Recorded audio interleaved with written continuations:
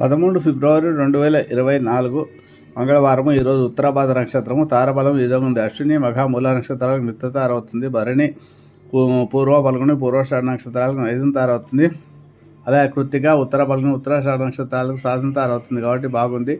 రోహిణి, హస్త, శ్రవణ నక్షత్రాలకు పుచ్చక్తార కాబట్టి బాగాలేదు.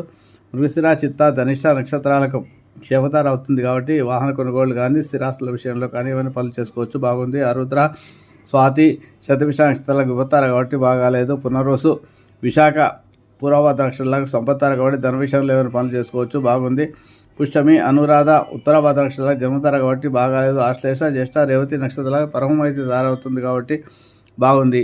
ఈ విధంగా ఈరోజు తారాబలం ఉన్న నక్షత్రాలు. ఈరోజు మంగళవారము సుబ్రహ్మణ్య ఆరాధన చేసుకోవడం, సర్పదోషాలు ఉండేవాళ్ళు సుబ్రహ్మణ్య స్వామికి అభిషేకం చేయించుకుంటే అధిక శుభఫలితాలు పొందుతారు. ఆ దోషాల నుంచి